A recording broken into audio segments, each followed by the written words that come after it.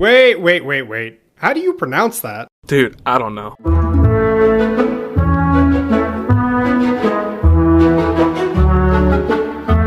I don't even know how to start this episode. There's just my fish. Fuck my truck. This is not the way we're starting this episode. We can't start the episode with you wanting to fuck a fish. I said kiss it. We all make mistakes in the heat of passion, Jimbo. Listen, man. I saw that fish just open up and I was like, it's calling me. You see their lips on that thing?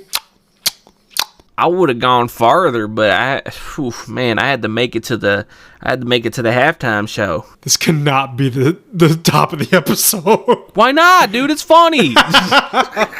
But welcome back, guys. Oh, welcome back. You're seeing us post Super Bowl. I didn't watch the game. We watched I watched the halftime show and that's it. And Chris, what'd you do before we watched the movie? Wait, we watched a movie on the Super Bowl? Yeah. Holy shit, dude. I don't remember. That was Super Bowl Sunday. Oh, fuck, dude. I didn't even realize that the Olympics were last weekend. Listen. I didn't watch the game, but I was rooting for the Seahawks just because I saw this guy. He bet his entire savings on the Seahawks because he's been a lifelong fan. And he was like, when I get the money, I'm going to bet so much money on them if they hit the Super Bowl. He put $49,000 down on the Seahawks. And I think they won. Oh, my God. They did win. I think they won by a lot. Yeah, I got to see the update. Yeah. Oh, man. Guys, let me vent a little bit about Discord. Because holy shit, dude. Not only is Discord fucking up so much with me and Chris. I don't know what's going on. We're just trying to hang out. We're trying to play a game. We're trying to play the game. It keeps freezing every now and then. At some point, my Discord crashed and rebooted itself. And Chris was like, I thought you died. And I was like, I was just about to kill myself, but we'll see. You just froze again right there. Yeah, I just froze again for Chris. We were trying to watch the Birdcage. Kept freezing. Nothing's going wrong. Our internet's fine. Discord's just fucking up. And now they want us to put our IDs in the app just to use it. Like, what is this, fucking Pornhub? I'm not doing... I was going to say Soviet Russia. But you know what? Yeah, what is this, Pornhub? You know?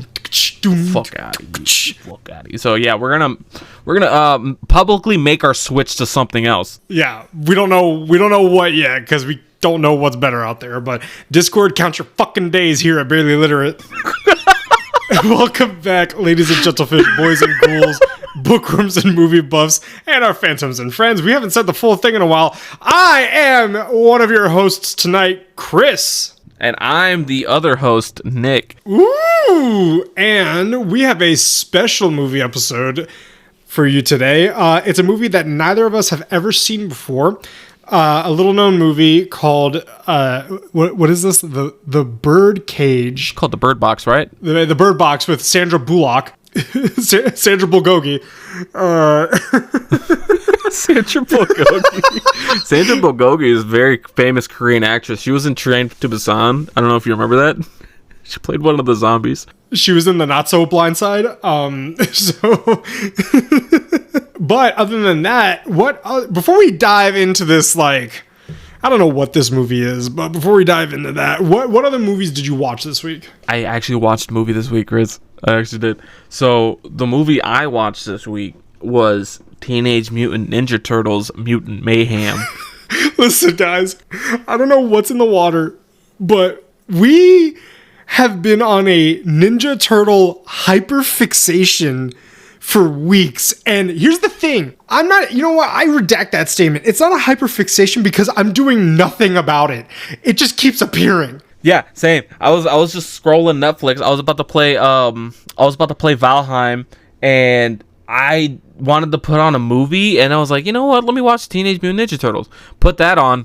Left the game alone. I just started watching the entire movie. I was like, this thing is great. Let me tell you how the magic has appeared in my life. So we've probably mentioned the Ninja Turtles like every episode for the past 3 episodes, I think. I saw, not like I watched it, but it had appeared on my Netflix home, Ninja Turtles Mutant Mayhem. Then I saw Ninja Turtles Shadow one, the second live action one that came out with Michael Bay. Yeah. That appeared on my TV home screen. Then when I was so here's the thing. I was a fat ass during the Super Bowl. I picked up a burrito for dinner and I was like, dude, I've been craving fries all day. And a lot of people shit on the Burger Kings, but they have decent fries. And I was like, I haven't had Burger King fries in a while. I want Burger King. I go up to fucking Burger King. In-house analyst is in the passenger seat, and she goes, "Did you just see the kids menu?" And I go, "No, what?" And he goes, she goes, "They have a Happy Meal. And guess what the toy is?" And I'm like, "Fucking SpongeBob?" I don't know. She goes, "Ninja Turtles." And I'm like, "What?" You should have gone back in and got one. I wanted to, but we had a lot of food. And today, the straw that broke the camel's broke back was I saw on the Alamo that they were showing oh, man. the Ninja Turtles from the 90s, Secret of the Ooze, Teenage Mutant Ninja Turtles 2, at the Alamo the week after Nick is coming down to visit me. Like, literally, I'm showing up on that Friday. No, that Thursday. I'm coming down. Showing up Thursday the 5th and leaving the next Tuesday? Yeah, to go to Florida for my cousin's wedding. And then the movie is on that Friday of the week I left. And I'm just like, listen, man, your cousin will understand. She'll have more weddings, trust me. Just watch Ninja Turtles with me. I drive back up real quick and then you could make a layover for one night. Just we'll go watch Ninja Turtles and then I'll take you to the airport the next day. Dude, I'm telling you, it's the perfect plan, and you get popcorn to bring home. That's so no, TSA's bitch ass is gonna take it away from me. They're gonna sweep it for whatever powder that they're looking for, and then they're fucking gonna take it in the back and just chow down. The movies that I watched this week. I watched 4 movies this week. Actually, no, I watched 5.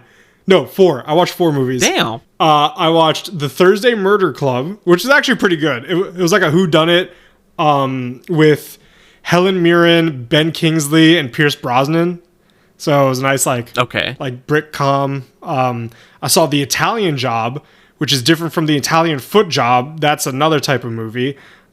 This one is a heist movie, which I told you to watch. It was pretty solid. That one you watched with Daxter. I did watch The Italian Job with Daxter, and he was chilling. I know. I'm so jealous that you have a dog that'll watch a movie with you. Yeah, you're jealous now, but earlier when I took him out, he full on pissed on his foot and the hoodie. Piss boy strikes again.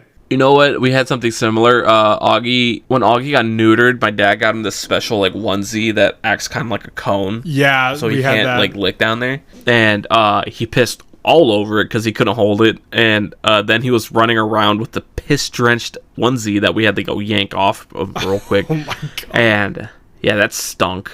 And he stunk of piss for the rest of the day too until we got him home. That was bad. That was real bad.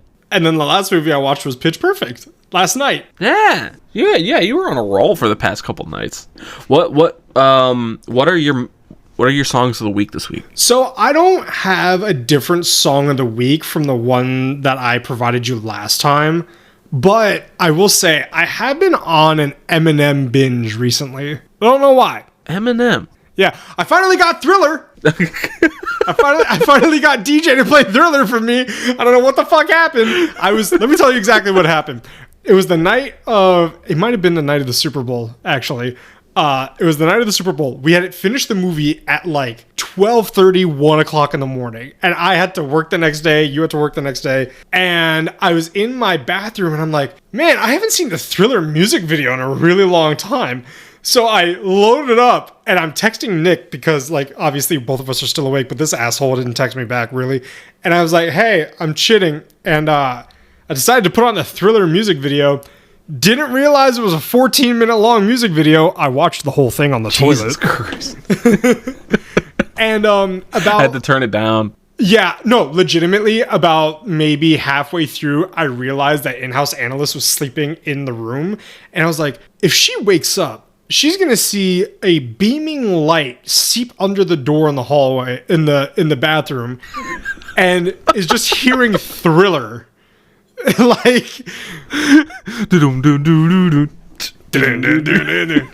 it's the Thriller night. and like she can hear the song, and then she just hears, yeah, yeah, yeah. Honestly, my song of the week is it's another Avenged Sevenfold song. I swear that's not my all-time favorite band. I've just been like hyper fixated on them lately, and it's A Little Piece of Heaven. And I got really into it because I saw behind like the making of their self-titled album, and that one came on, and they had like, it looked like they had so much fun making the entire song, and I was like, man, let me give this a listen. I was like, man, it's actually a really fun song. And seeing like the different parts they were making throughout the video was I like pointing out what the parts of the song it came on.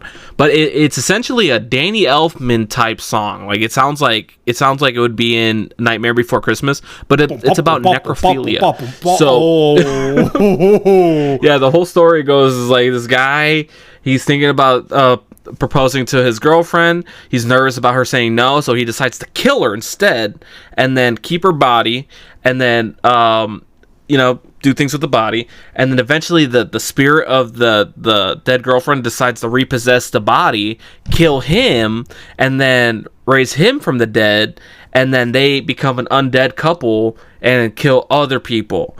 And it's a pretty great song. I recommend it. I think you'd like it, honestly. It's just a fun song to listen to. if you don't look at the underlying issues there. Why do you make me seem like some sort of monster every fucking episode, man? Oh, you just like morbid stuff, I'm just trying to pander. No, I don't. You love morbid stuff. Stop lying. No, and not me listening Why are you lying? Listening to a podcast on the Andes crash in the mountains in the 70s last night. Exactly. So, Nick, what movie did we watch? We watched Birdcage, featuring our boys Robin Williams and Nathan Lane. Why did we decide to watch it? Why did you make me watch this movie? Why did I make you watch this movie? Yeah, I've never seen it before. Why'd you make me watch this movie? Because it's the best damn movie in the world. Alright, man? Nothing screams a good time on Super Bowl Sunday than watching a movie about a drag club. Okay, that answers the question right there. Now, why did you make me watch this movie? I've never seen this movie before. Very convincing. Yeah. It's not like the DVD copy of the movie is shown in your family crest or anything. Yeah, I don't even have a family crest. That shit got lost at sea. Yeah, sure. It's a giant bird cage with a little bird with a wig on it. Dead center, about 3 inches by 4 inches wide. It's a very short cage, but, Yeah. Keep lying to our audience, Chris. I don't know what you mean by that. I've never seen this movie before. Yeah, I've never seen it before. How many times have you actually seen this movie in your life? Dude, I can't count. I'm going to say it's probably at least double my age. Damn. I've seen it 3 times. I saw it the first time with you, then I saw it another time, just messing around, and then we watched it again.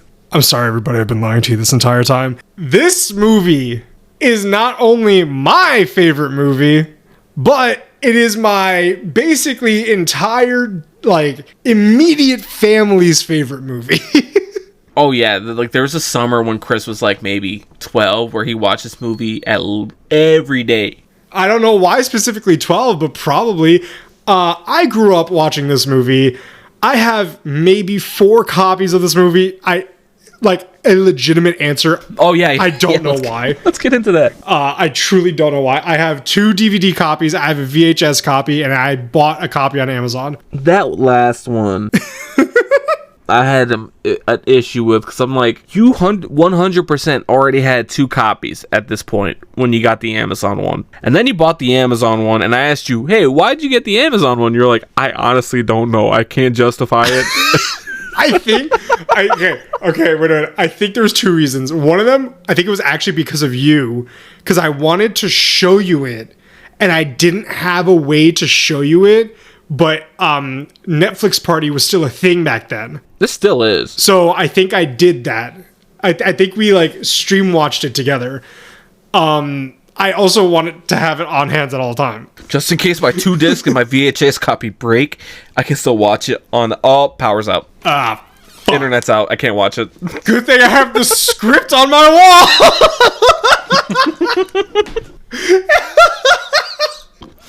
I forgot. I forgot. Yeah, guys, that's not a joke. I have an actual official copy of the script signed by Nathan Lane framed on my wall. Man, you gotta. I was gonna say you gotta post a picture of your wall at some point, but we have a TikTok up now. Yeah, where the wall is center frame. We'll just show you guys. Oh man, but you know what? It's really fun to like do an episode on one of our favorite movies. Oh yeah, this movie's great. Oh yeah, it's actually like a certified hood classic. Yeah. But without further ado, I want to make us dive into the world of the Birdcage. And Nick, please take it away. All right. Released in 1996 and directed by Mike Nichols, The Birdcage is a comedy classic that blends high-energy farce with genuine heart and pointed social commentary. Yep. Based on the French play La Cage aux Folles. La Cage aux Folles. La Cage aux Folles. Oui, bon oui. The Cage of Fools. The Cage of Fools is it in English? Okay, whatever. I don't care. French is a stupid language. The film stars Robin Williams as Armand Goldman, the calm, level-headed owner of a drag nightclub in South Beach, and Nathan Lane as Albert, Armand's dramatic, deeply sensitive partner, and the club's star performer known on stage as Starina. I will say, and I'm really not pulling my own dingling here. I was quoting this movie line for line to Nick. He was. I legitimately think I know every line in this fucking movie by heart. I'm sitting there trying to watch the movie, and I just hear the unmute sound from Chris's side. I'm like, oh no. And he starts quoting an entire scene, and I'm like, I turn the volume down. It's like, I'm trying to watch the movie over here. Like, if this was in the Alamo and you were starting to do this, they'd kick me out. Actually, I don't think they would, because the watch parties are pretty chill, and I feel like people would join you in that. Someone would start acting out the scene with you. And like the manager would come in after he got called, and he's like, oh shit, I can't kick this guy out. This is our only fucking revenue stream right here.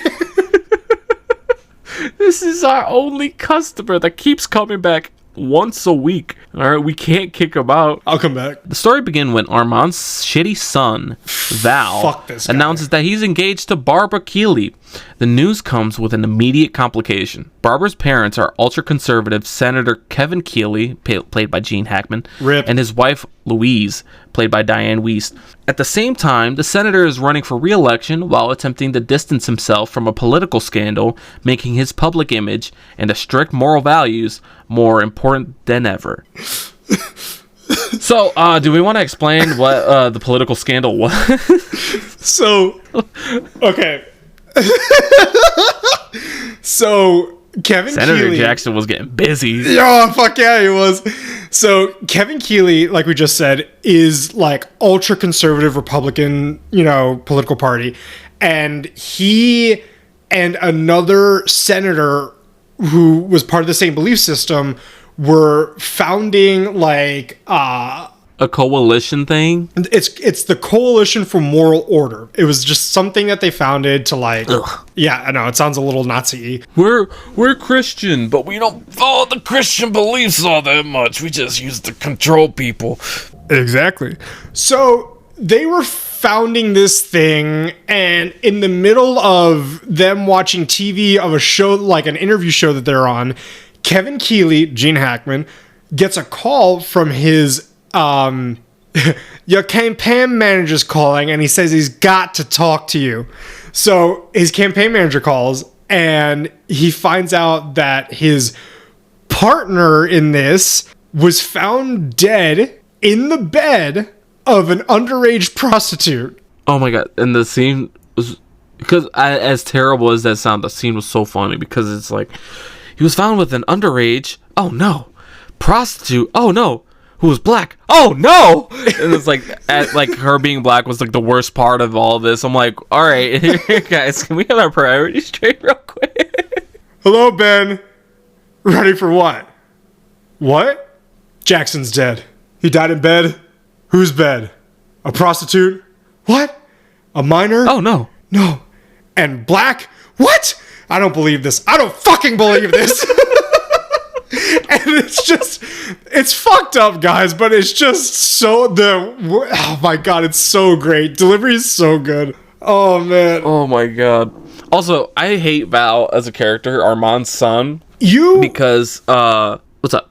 No, I was gonna say, coming from somebody who has been watching this pretty much their entire life, when you're younger, you don't really understand how he would be a bad guy. Yeah. But then I over maybe the last 10 years or so, every time I watch this, I'm just like, Val's a fucking piece of shit, man. He is the true antagonist of this movie. He doesn't start off great either, because he shows up back at home. The movie kind of makes it seem like Armand is having an affair with Albert, with this guy, but you find out that it's his son. And they do it in a great way too. They really play that. Yeah. And they're like, oh yeah, I'm getting engaged to this girl. We've been dating for a year. She's 17. Val is 20.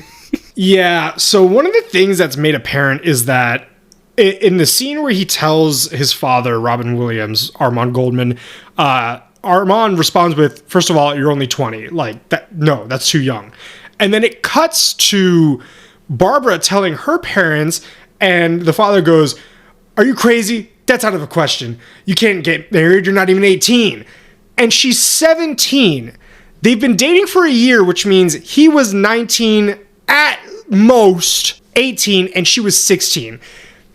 Here's the thing. I don't necessarily, because it got me thinking last night, I don't necessarily know if that was intended, because it just doesn't make sense, because they met in college.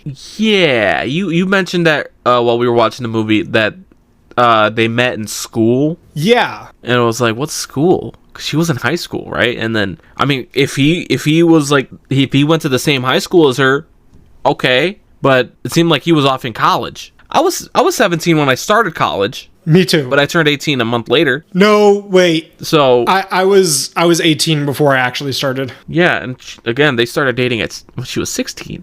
I don't know. They either didn't think about it, or it might have been just an oversight. I feel like it just doesn't make sense. Yeah, maybe some deeper backstory lore that they didn't have time to delve into or something, you know? Eager to secure his future in-laws' approval, Val asks Armand for an enormous favor. For one night only, he wants his wildly flamboyant family to pretend to be straight, conservative, and normal, quote unquote, so they can impress the Keeleys. Armand bristles at the idea of being forced back into the closet, but reluctantly agrees, recruiting his friends and the club employees to redecorate the apartment into something resembling a traditional household. Asking for way too much, Val. Oh, for sure. Because, first off, he even says, Robin Williams is like, you want me to lie about who I am. This entire scene, okay, no, not the entire scene. This entire movie is props with the way that they handle things. Robin Williams' character is like, you want me to lie about who I am? Fuck that. And he delivers a very great monologue about, what is it? Yes, I wear foundation. Yes, I live with a man, but I know who I am, Val. It took me 20 years to get here, and I'm not going to let some idiot senator destroy that. And I'm like, fucking yes, man. One other thing about this movie that we got into is, you've never been to a drag show before. Because I was saying near the end, I was like, man, I want to go to a drag show again. I've never been to a drag show before. You said that. I was like, that's so surprising, because you love drag shows. I've never been to a drag show, and I've always wanted to go to a drag show. I have had a drag queen throw a ceramic Santa Claus at me, though. Does that count? That's a fun story. That is a fun story. We gotta go to a drag show at some point, because I think you would love drag brunch. The drag shows that I've been to have all been completely on accident, except for one, which I knew I was going to it. But one was New Year's Eve at a bar, and then I recognized one of the drag performers because I used to work with them. And then there was another one at a gay bar, which is not very surprising when you think about it. And then another one that was in Texas. So I was like, wow, I keep running into these drag shows. This is awesome. But how do I keep running into them on accident? I don't understand how you keep going to them on accident, yet I've never been to one. Albert, however, becomes the biggest complication. He's so goddamn dramatic. He's so dramatic. I love him. Initially pushed into the background while Armand and Val attempt to exclude him from the exclude him from the evening entirely. Albert is understandably hurt. When the plan inevitably fails, Jesus, tongue-tied over here, Albert proposes a solution of his own. He will pose as Val's heterosexual uncle, while Val's estranged biological mother, Catherine, is invited to attend the dinner. Armand attempts to coach Albert on how to act straight, but Albert's naturally flamboyant personality makes the task nearly impossible. It quickly becomes clear that no amount of coaching will make this plan foolproof. I'm just fucking remembering the lunch scene. Holy shit, dude.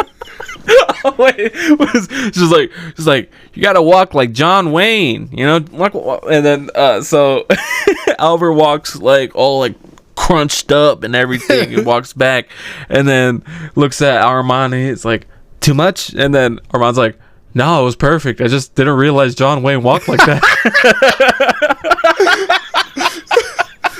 One of the most quotable moments from this movie is, oh God, I pierced the toast. Yeah, Armand's trying to teach Albert how to smear toast, like with the and the mustard with the knife, and then like Albert tries to do it and then like just cuts it in half on accident. He's like, oh, I pierced the toast. Oh, and then when he goes, put the goddamn pinky down. This movie's really funny, guys. I highly recommend it. Like, if there was a movie that we could recommend the most out of everything we saw, for me, it would be this one. Oh yeah. Oh, holy shit, dude. At least with the comedy movies we've seen. Yeah, because like, yeah. Oh, I could play it straight. I could be an uncle who dropped by. Val's uncle, Uncle Al. Oh, what's the point if you be Val's gay Uncle Al? Oh my god. Okay. Now I'm gonna take over for the overview. Let's see if I can fucking keep it straight like Albert. When the Keeleys arrive at the redecorated apartment, they're greeted by Agador, who is now known as Agador Spartacus. Agador Spartacus. The family's housekeeper, who attempts to pass as a Greek butler named Spartacus for the evening. Catherine is delayed by traffic, prompting the Keeleys to wonder about the whereabouts of Mrs. Coleman. Here's the thing. Oh yeah, they had to change their last. Oh. no, yeah, you go for it. They had to change the last name because they're conservatives. So Goldman is a Jewish last name. So they were like, "Oh no, it's a Coleman. The D is silent." And, like right before, so it wasn't like a huge aspect of the movie, them being Jewish, but there were certain jokes within there that were like, "Oh yeah, they're Jewish." There was one scene where they redecorated the apartment and Agador puts up a crucifix, like a huge 6x4 crucifix on the wall. I didn't think about that at first when he put up the crucifix. I wasn't thinking like, oh, he's Jewish. Now I'm thinking.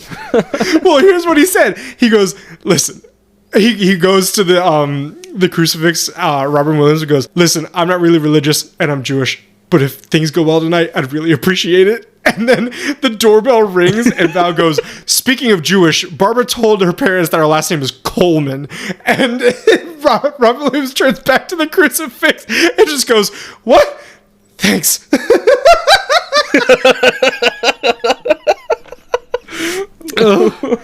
In a last-minute scramble, Albert enters dressed and styled as a conservative middle-aged woman. Fun fact, I'm going to be sprinkling some fun facts here. They modeled the outfit design of Mrs. Coleman off of Barbara Bush. I see it. Yeah. I see it. While Armand... God, that's one old-looking woman.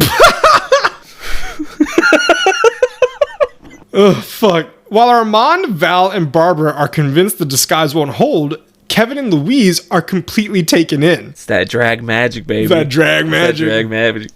The evening's fragile success is threatened when Senator Keeley's chauffeur betrays him to two tabloid journalists, Harry Radman and his photographer.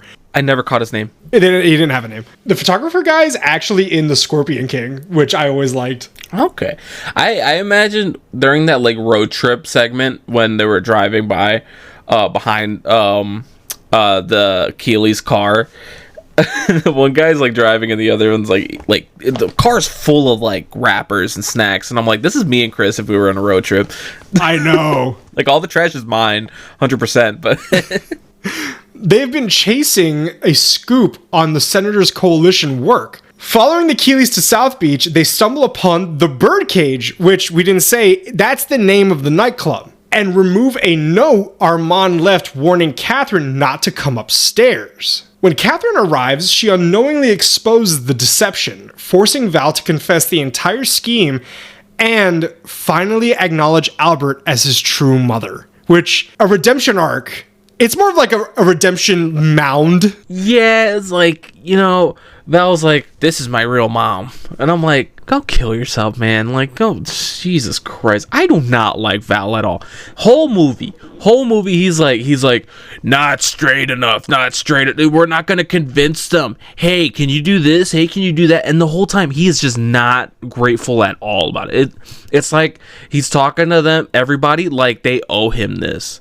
And I'm like, you were raised by two loving parents and sent off to college, and now you're trying to like marry an underage girl with her conservative parents and want to you want to make your parents seem straight so you can get some wins. And it's really fucked up too, because like Albert raised him as his son. Yeah, see, that's something I didn't know till like the end of the movie. I didn't catch because I hadn't seen the movie in a while either. I was like, oh, Albert's been there the entire time acting as this like maternal figure for Val, and he always looks like not happy that Albert's there. You know what I mean?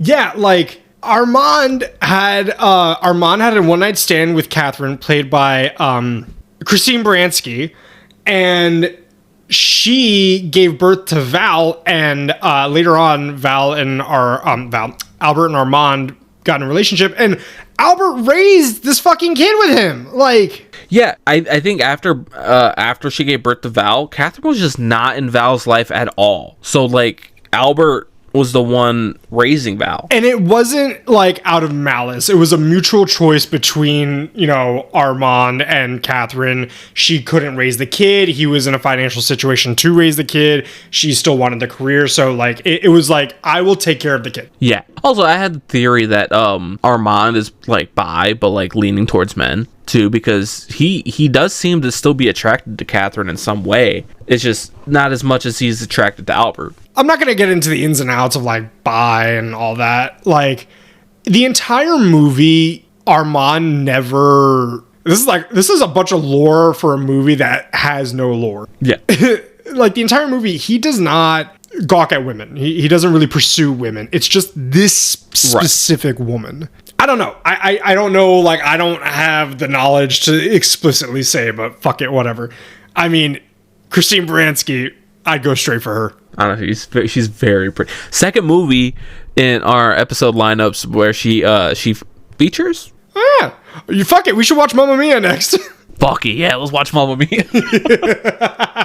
Kevin is initially bewildered by the revelations, but Louise quickly sees through the charade and confronts him, criticizing his obsession with political appearances over genuine family happiness. Kevin Keeley does not understand anything that was explained to him. They said multiple times, this is a man, like Kevin, they're gay, these are both men, he's a drag queen, and then after all this he goes, you can't be Jewish. And then like, they're like, what the fuck? No, these are both men. The thing about that too is that thing where you see that homophobic people are really just closeted gay men. And so I saw this interaction where Senator Keeley is realizing this and he's in denial.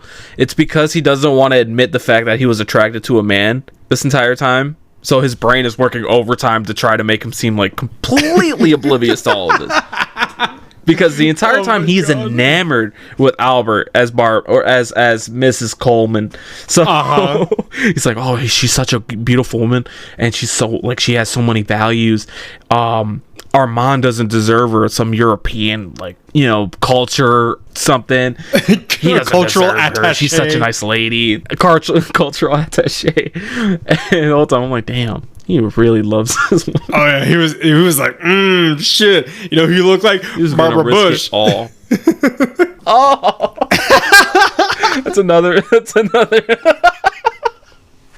There's layers to this shit, man. Yeah, I'm telling you, man, this is the most lore-filled movie that we've ever seen. Fuck Lord of the Rings.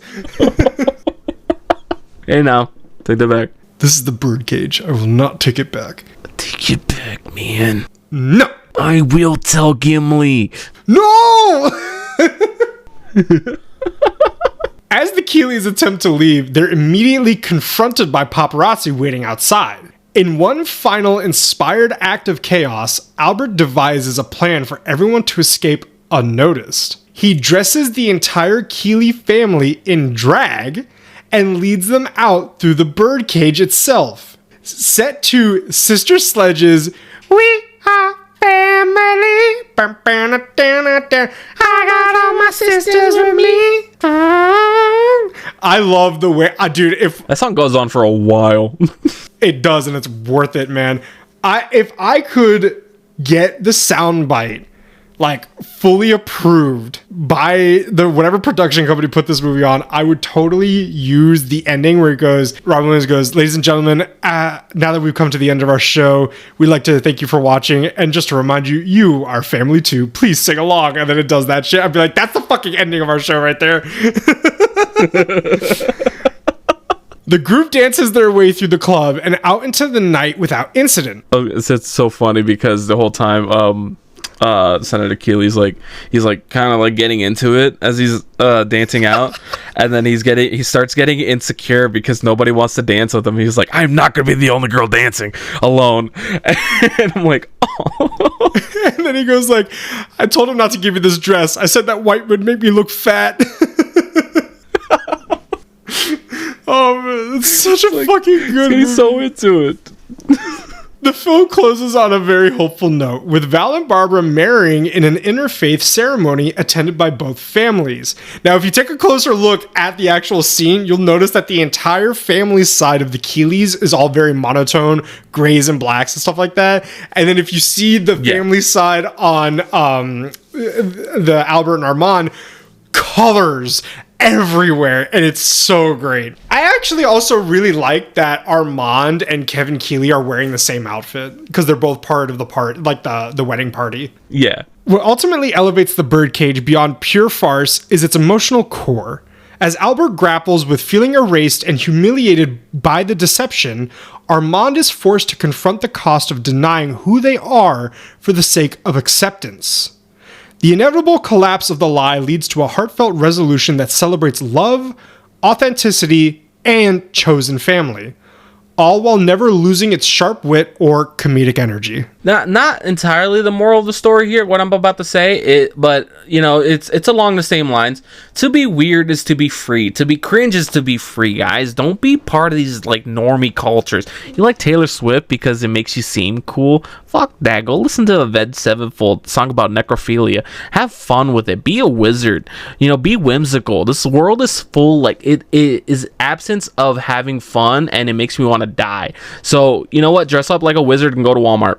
Fuck it. Steal something. You got a cloak on. You can hide stuff under there. I stole a 24-pack of water with my robe. Can you believe that? I don't know how, but I did it. Just walked out with it. And I was just a character with it. It was fun. Why do you guys think we do this show? Yeah, be yourself. Have fun with it. Don't try to want to be accepted by society, because society sucks. It does. Man, you know what? For those of you on the outskirts and who are trying to find your own place, just know you've got a place here at Barely Literate. All right, welcome to our club. Yeah, you know, we're one all big happy family. Get weird, get jiggy with it. It's fun. Let your freak flag fly. Yeah, you know, a place that I felt like really, like, you know, in my element, not in my element, but like just like really happy to be in, and not feeling judged or anything. I hope it's my house. I was gonna say the Ren Fair. Yeah, Dude, the Ren Fair is just you're surrounded by people that are like have the same mentality as you. They're just having fun. They're dressed up like whatever they want to be. No judgment. It's a no judgment free zone, or it's a judgment free zone. It's just a good time. and we got pretty fucking buzzed, and it was rad. We got pretty buzzed because we started drinking on an empty stomach at 10 in the morning. It was amazing. Yeah, we don't got drinking problems. Hell no. I got drinking solutions. Damn right. The shit makes it disappear. Alrighty, time to get into some fun facts. This one we already mentioned, but we wanted to officially say it. So the Birdcage is actually a remake of the 1978 French film La Cage aux Folles, which is itself adapted from a stage play. So, triple whammy right there. I should ask my sister or my brother-in-law about that. Do it. Yo, if they do a La Cage aux Folles episode, we should do a collab. Ooh, that'd be cool. Mike Nichols required that Nathan Lane and Robin Williams filmed at least one good take of each scene sticking to the script before he would allow them to improvise, something both of the actors are known for. Yeah, basically, he was just like, guys, please, just do one take, follow the script, and then we can do whatever the hell you want, but I just need one scripted take. Robin Williams' slip and fall during the famous shrimp scene was not planned. Robin really fell, and Hank Azaria, who played Agador, and Dan Futterman, who played Val, are seen holding back their laughter and tears in the scene. Williams can actually, you can see this in the scene, he can barely keep it together because he's telling everybody to go out of the kitchen. It's like, go. So, I'm gonna fucking do play-by-play. They're freaking out because Agador can't cook. He only made soup. It's not an entree. And then he goes, what you only made soup? And he goes, the peza soup is an entree. It's like a stew. What you think I put so much in it for? And then Robin goes, shut up, goddamn you. Shut up. Here's the note. Go put it on the door. Stop crying. Goddamn you. Go. She'll be in a minute. Go. And he slips and falls. And you can hear, ooh. Like his fucking knee. It's like linoleum tiled floor. And then he's holding the pot with the soup in it. Fucking Agador has the shrimp. This guy has been clutching shrimp in his hand for 20 minutes. And he just Robin Williams tries to leave. And then he just puts it in. And the last thing you see is Robin Williams going, fuck the shrimp. And he just fucking leaves. Oh my god, dude. It's so funny. Holy shit. Oh We did rewind that one a couple times. Oh my god, dude. I might have to watch the movie again this weekend. Holy fuck. Now, if you guys want to watch the movie yourself, and if you want to see that same exact scene that we just talked about, you can find it on Tubi and go to about an hour and 35 minutes into the movie. You'll see that the slip and fall scene. Fuck the timestamp. Watch the whole movie. Watch the whole movie. But if you want to rewind, it's in an hour 35. Oh, and speaking of Agador and Hank Azaria, he actually based his famous voice off of his grandmother. I looked up if Hank Azaria was Hispanic, and it said that he was Greek. Oh, interesting. I remember hearing in an interview that he said this, like, being in this movie, he was in the best shape of his life. He was pretty toned. Yeah. Oh, well, I was gonna say I knew watching the Birdcage the first time, I was like, I've seen Hank Azaria before. And I didn't realize until I looked him up on Sunday, after watching the movie, that he played one of Phoebe's love interests in the show Friends. That's how I know him. He played some kind of scientist. Did he have glasses on in that show? Yeah. Were they round glasses? Yeah. Okay, I'm trying to remember the episode. I've only seen Friends once, like all the way through. He's also a voice actor on The Simpsons. Oh, yeah, I did say that on his profile, too. Speaking of actors that I looked up for this movie, so Callista Flockhart, who plays the daughter, is married to Harrison Ford, yeah. Han Solo / Indiana Jones. I thought that was really cool. I was like, damn. Now, it's rough having to compete with Carrie Fisher, but, What are you gonna do? So director Paul Thomas Anderson has said that this movie is one of 2 films that without fail or question will make me stop dead in my tracks and watch all the way to the very end, no matter what else is happening or needs to get done. The other film is Stanley Kubrick's The Shining, 1980, which we just did an episode on a couple months ago. Yeah, we did. Dude, we did a whole series on that shit. We did. I wholeheartedly feel that. Like, no matter what, if this is on, I'm sitting and watching this. I agree with that. This is a very good, very fun watch, and it's an easy watch too.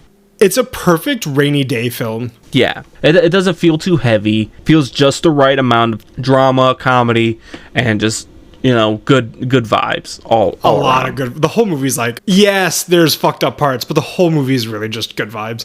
Can we get rid of Val and can I be adopted? Yeah, I guess, why not? Can I be adopted too? I would love to have Albert as like a family member, man. Yeah. This isn't a fun fact in the list, but I thought this would be something that you'd find interesting. So I was thinking, like, in my head while you were reading this, I'm like, oh, if this was ever on TV, I would sit and watch it and stuff like that.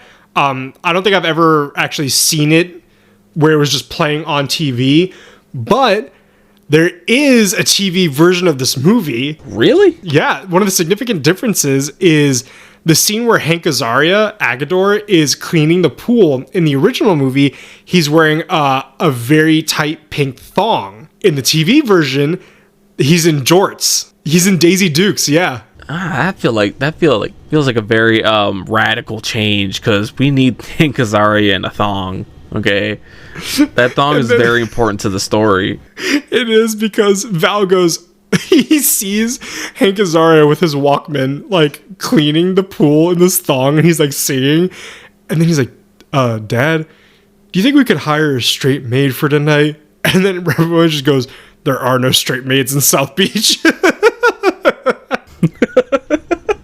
Why is Val so uncomfortable with gayness? I don't know. Like, you would think he's fine with it, having been raised like this, but I don't fucking get it, dude. Yeah, maybe it's the way the actor played him or something, but like, it just seems the entire time he's just uncomfortable with gay people. I mean, if the actor played him like that deliberately, damn good job. Yeah, but Jesus. I'm just not a big fan of Val. No. He sucks. No, I mean, I would really hope you weren't. Yeah. Okay, so for our last fun fact, not necessarily a fun fact, but for our last fact about the movie, while Nathan Lane, like his character in the film, is openly gay, he actually hadn't come out yet at the time of the film's release. During the press tour for the Birdcage in 1996, Robin Williams and Nathan Lane appeared together on the Oprah Winfrey Show. At the time, Nathan Lane had not publicly come out. During the interview with Oprah, she began asking increasingly personal questions that many felt were kind of pushing towards forcing Nathan Lane to out himself on national television. She wanted good television. She wanted good ratings. She was like, ugh. Yeah. And you can actually see this clip where she goes, do you ever, she asked, do you ever feel like you're going to be typecasted, with the way you perform? Is it like is he, isn't he, blah, blah, blah. And you can visibly see Nathan Lane, like, getting increasingly uncomfortable. And so before Nathan Lane could respond, Robin Williams immediately stepped in and interrupted both Nathan from saying anything and Oprah from fucking talking. And he completely redirected the conversation with his trademark quick humor and rapid commentary. Gotta love Robin Williams. You really do. And effectively taking the spotlight and steering the discussion away from Nathan Lane's personal life. Unfortunately, as many of you know, Robin Williams is, no longer with us. But Lane later confirmed that that situation had been deeply uncomfortable for him at the moment and has always been grateful to Robin Williams for protecting him. Williams never spoke publicly about, like, the incident really, or, like, sought credit, but a lot of people remember this as, like, a really meaningful act of allyship, especially given the film's center on, like, identity and performance and, like, trying to hide who you actually are, and basically steer Robin Williams in the direction that everybody knows and love with his complete empathy and loyalty in his life. If you want to be a solid person, just be like Robin Williams. Be a great friend to you, to the people around you, and just try to spread joy as much as you can. But at the same time, if you're going through something, talk to somebody. There are hotlines out there. Yeah, like our comments. Yeah. DM us, guys. I was gonna say, continue what you're saying. This goddamn Discord is making us interrupt each other a little bit. Alrighty, time for the fun questions. What did you like most about this movie, like part or scene or like aspect? You know what? I just love how progressive this movie was in the 90s. This movie came out 30 years ago. Yeah, and it had openly gay characters, and it's still like a beloved movie. I just realized, I think this is the 30th anniversary of the movie is coming up. No fucking way. Yeah, dude, the initial release was March 8th. Jesus. When is this? This is supposed to come out the 23rd. God damn, we're close. We're fucking close. Oh, man. I would say I also agree with that. And I just like how the movie can touch on serious topics, like, without being serious in itself. Because, okay, so that's one thing that I, like, and I try to, at least emulate in the show, is we can talk about serious shit, but not to make it so down. You know what I mean? Right. And this movie really does it very well. Now, the thing I hate most about this movie is fucking Val, but that's a given. Val can go suck at that one, dude. He should, so that he doesn't be so homophobic. Yeah, and then also, dude, find a girl your own age. It's not that hard. Yeah. That's just weird. It's weird. Again, I don't know if that was intentional. I really don't now. It's making me think. And like a 3-year age difference, that's not bad. That's nothing crazy. It's the fact that she is still a minor, and he started dating her when she was even less of a minor. Yeah. Like, we're just teetering, man. So, what scene made you laugh the hardest? I don't think it was the slip and fall scene for me. I think it straight up was the lunch scene where he told Albert to walk like John Wayne. That was that line of just like, no, it was perfect. I just didn't realize John Wayne walked like that. Yeah, oh my god, it's such every scene, man. But those two scenes, the lunch scene and the shrimp fall, are great. Fun fact that's not in this, I've ate at that restaurant. Which restaurant? The one that the lunch scene? So when they're walking, okay, so picture this. Albert just left the house, and they're walking in front of the Birdcage, and they're walking past the tables where the people are eating, and then Albert begins to like do the dramatic fainting, and they go inside, right? I've ate where those tables are. Like, I've ate at that restaurant. I feel like that's just a landmark your family always tries to hit. I think okay, this part, I can't remember for certain. I think the Birdcage building in South Beach is a hotel or an apartment or something like that. And I remember staying very close to that restaurant. I don't know if I stayed in that building. That I don't know, but I do know if I ate at that restaurant. I remember because I was like 12 years old. They served me peach tequila. Okay. Or peach rum, Cubans, man, and my dad doesn't drink really, but he loved it. I think we already know what scene made you laugh the hardest. Dude, it's they are tied almost. It's the lunch scene or the shrimp scene, but the shrimp scene really fucking gets me. Now, I mean, this is going to be the same question. Like, what was our favorite character? Who steals the movie? And what character stood out to us the most? And I feel like we both have the same answer. So, all right, my favorite character, obviously, the favorite characters are the leads, right? We got Albert, Armand, and Agador. I wanted to say Spartacus. They're all great, but here's the thing: Robin Williams, while his character's still like goofy and very, very, very funny, he kind of acts like the grounding character, right? Yeah. He kind of acts like the steady character. The foundation, leaving Nathan Lane's character Albert to act a bit more dramatic because Robin Williams is still carrying him. So you're just saying I'm Armand and you're Albert. I was gonna say the opposite, because you are way more dramatic than I am. But I'm way more grounded than you are. No, you're not. Have you listened to our show? It's a lie, man. That's a damn lie. I have you on recording cackling like Courage the Cowardly Dog. Because I stuttered so hard, I was gonna crash out. Okay. What was the context of that one? I read a very long title to an item without problems, and then I was like, Donut.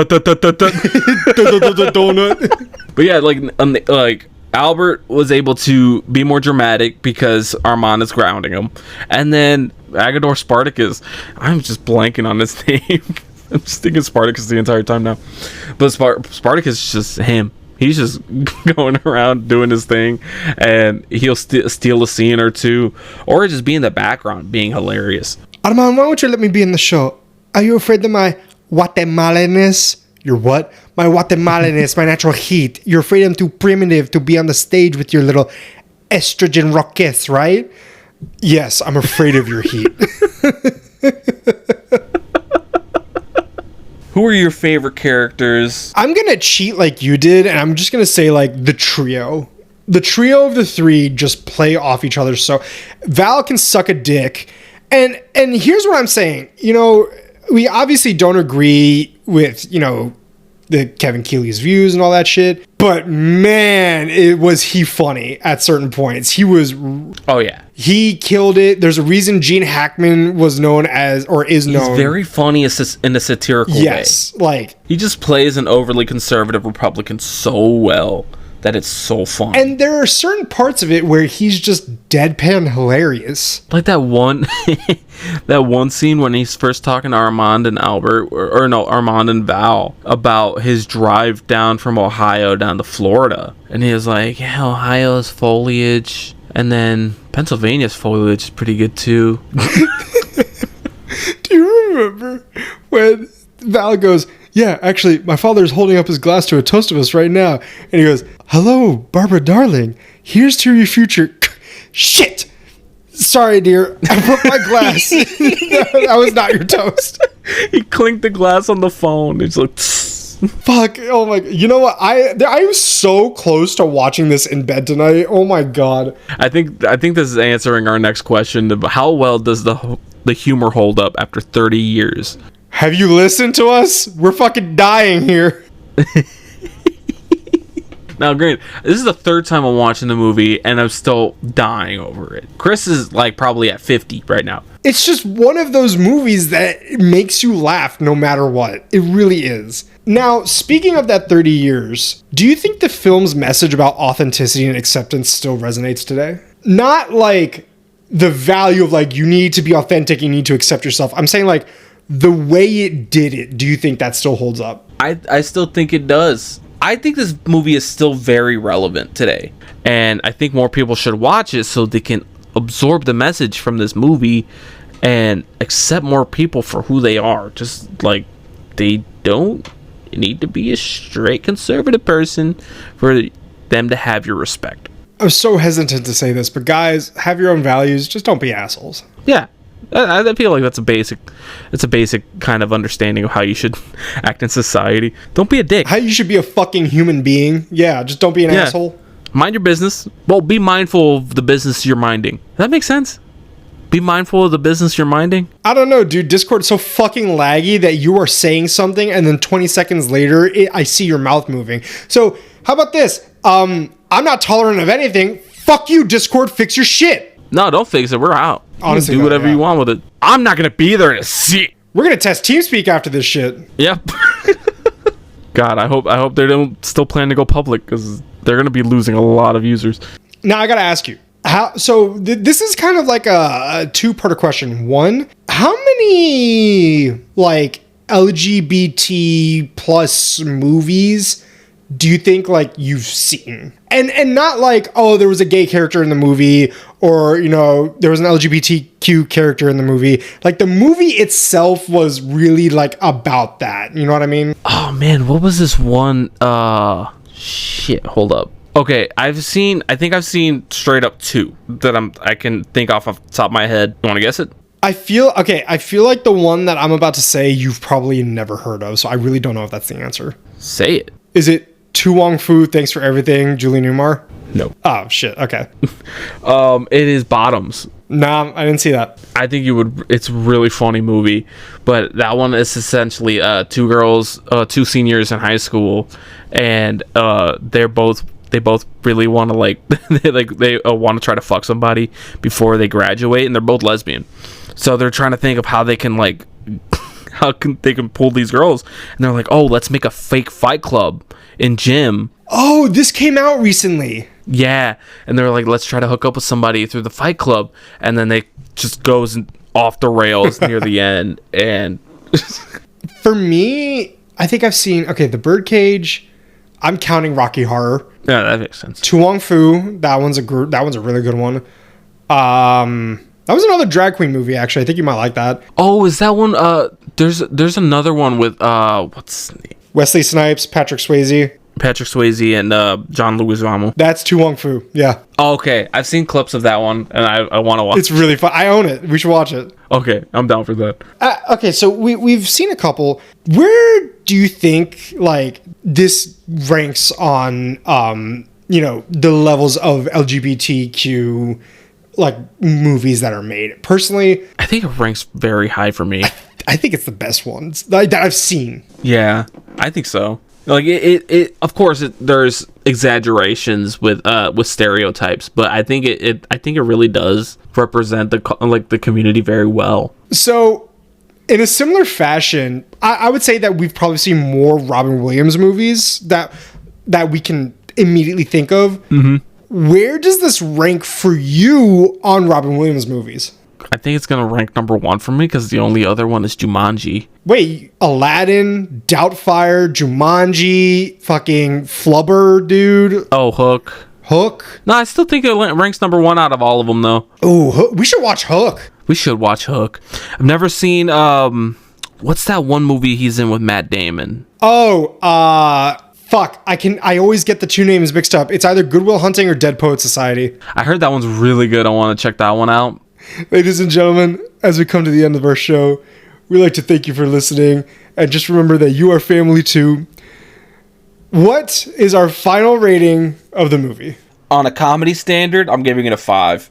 That's it? No, yeah, I'm just going to give it an overall 5. Yeah, I gave it a 5 too. Yeah, even with the imperfections, it made it even better. Yeah, and my personal thing with 5s is I reserve 5s for movies that are oh, these are personal favorites of mine. They are really not I reserve 5s because there are some movies out there that deserve the 5s, but Birdcage, Godfather, Sinners, haha. There's a French movie that's really, really good. It's called The Taste of Things. It's about cooking and all that. The Iron Claw, I think, was a 5. And you know what, guys? We highly recommend it. Seriously, give it a watch anytime you can. Whether it's your first time or you've seen it before, just go watch it again. Fuck it. Have some fun. You only live once. Yeah. You don't know when you're going to die. Do you really want to die knowing that you haven't seen The Birdcage in at least a week? You know what I mean? That's true. Fuck. Do you really want to die knowing that you haven't seen The Birdcage today? Shit. I got to get on that. It's like that one joke you where it's do I want to die sore or do I want to die happy knowing I just ate some cake? Oh yeah, Fluffy. Yeah. Well, we just want to say thank you everybody for listening once again to another episode of the Barely Literate Book and Movie Club. If you enjoyed the show, please follow us on Spotify and rate us 5 stars. You know that you want to, you know that you love us. We try to release a new episode every Monday. You know how it be. Yeah, follow our Instagram and TikTok. Honestly, any socials that aren't the show itself, just follow us. You can find us at Barely Literate BMC. Keep up to date with newly released episodes and find stupid, funny memes. Hell yeah. And while you're at it, you can follow both of us on Instagram and Twitch. I am at Jericho, Jariccho, and Nick is at Gooberino16, Gooberino16. And I say it a lot, but we would love to hear you guys' recommendations for any books to read or movies to watch. So feel free to DM us, whether on our Barely Literate Instagram or our individuals. Just shoot us some recommendations of what you'd like to see us read or watch. Yeah, we're trying to grow the show so you can keep on watching, fucking listening. God damn it! I'm a grower. I'm a grower, not a shower. Okay, you got it. You gotta give me something to work with. That's for damn sure. All right. Well, thank you everybody once again, and we will see you next time. Later. Stay hard, stay wet, and stay out of trouble, guys. Love you. Bye. Bye.